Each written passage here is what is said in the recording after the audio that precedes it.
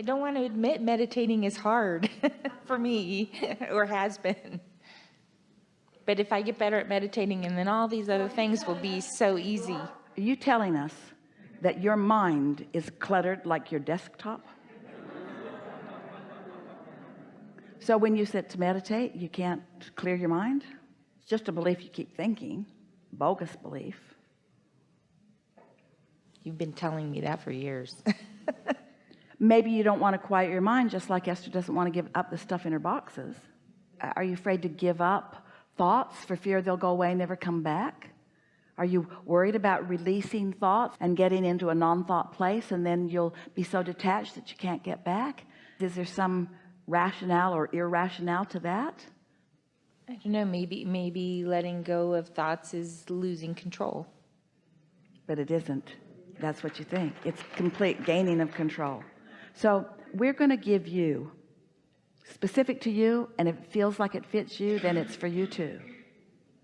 You're really going to like this. Instead of meditating, instead of calling it meditation, which is one of those big words that you've already decided you're not good at, or it doesn't work for you, or that you don't want to do, or whatever, it doesn't matter. Instead of meditating, say to yourself, I'm going to sit for 15 or 20 minutes, not more, and reach for a place of satisfaction. Just a place of satisfaction. Esther has been following our encouragement to meditate. She knows that we encourage her to listen to a fan, listen to the air conditioning, just find something to focus upon.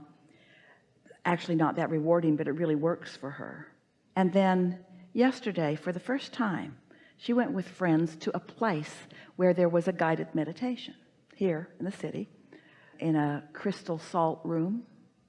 You might know about it if you're from around here. And at first Esther thought, this is really silly, because I know how to meditate. I get deep, and I get deep fast, and I like it, and I'm good. Abraham would give me an A for meditation. I'm really good at meditation. So what am I doing? Why am I going to do it with others? I know it's not more powerful with their others.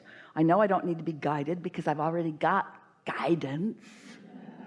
So she just went because it sounded fun to go with her friends, and they wanted to go, and they encouraged her, and she wanted to go, and she wanted to be with them, so she went.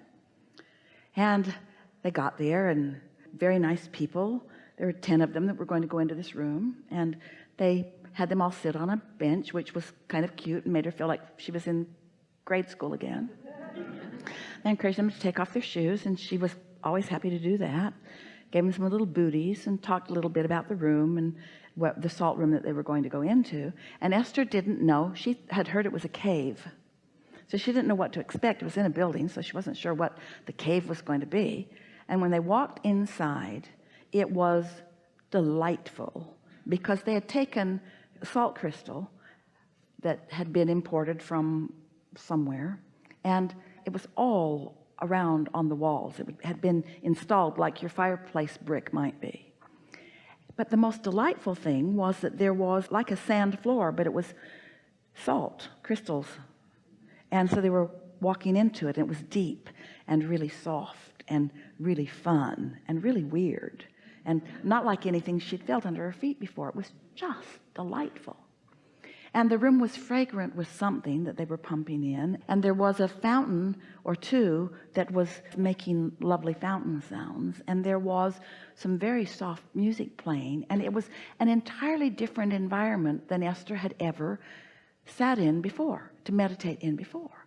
And then the very nice woman who sort of gave them the rules of consider the other people, and Esther chose a nice comfortable chair, almost like a lawn chair, to sit in. And she likes to sit up when she meditates, and did, and she liked feeling her toes in that stuff. And then Esther thought, this is just so satisfying. Then she just listened. Oh, satisfying sounds, satisfying people, satisfying stuff under my feet, satisfying. It was just so satisfying. It was so satisfying. Esther didn't care if she was going to meditate or not. She didn't care what was going to happen in there. Just being in there was satisfying. And then the woman began a guided meditation. It was so pleasant. Right on. Focus on nice things, where whatever she was inspired to say was just right. And Esther sat there and just liked everything about it so much. And then the woman said, I'm going to leave you. She left the room and just left everyone to it. And Esther just sat there in satisfaction with goosebumps on her body, just satisfied.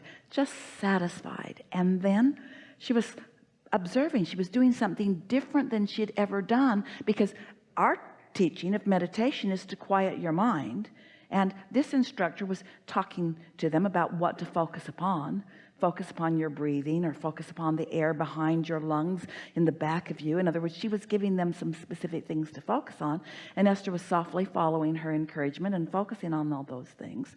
But what was happening in this guided meditation is that as Esther followed it, she was being guided to thoughts that had no resistance. They were very general thoughts, and on each chair they'd placed a chunk of this salt crystal, and Esther picked hers up and she thought, this is weird, because she doesn't believe in needing something to enhance. And then she thought, wait a minute, everything in this room is enhancing my satisfaction. Everything in here is enhancing my satisfaction. This might too. So she put that crystal in her hand and fell in love with it immediately. It just had this really nice feeling to it. Now, this was different. Esther wasn't really quieting her mind. But you know what? She didn't need to, because the whole point of quieting her mind is so she can find thoughts of satisfaction. And she was so surrounded by thoughts of satisfaction that she didn't have to quiet her mind. You see what we're getting at? There are so many ways that you can go about so many things. There's not just one way to do things. We teach quieting your mind. Esther likes to listen for a fan, because there's sound like that in every hotel room, and there's not a salt cave in every hotel room. If Esther becomes dependent upon the salt cave and the fountain and the smells and the guy, then she's going to meditate only when she comes here, you see. But satisfying. So go put your feet in some cool water somewhere. Find some place that's really comfortable. In other words, just decide that you're going to sit for 15 or 20 minutes and be satisfied, and don't call it meditation anymore. Doesn't matter how you get into alignment. This is a really good time for a really satisfying lunch. We'll see you tomorrow. We are complete.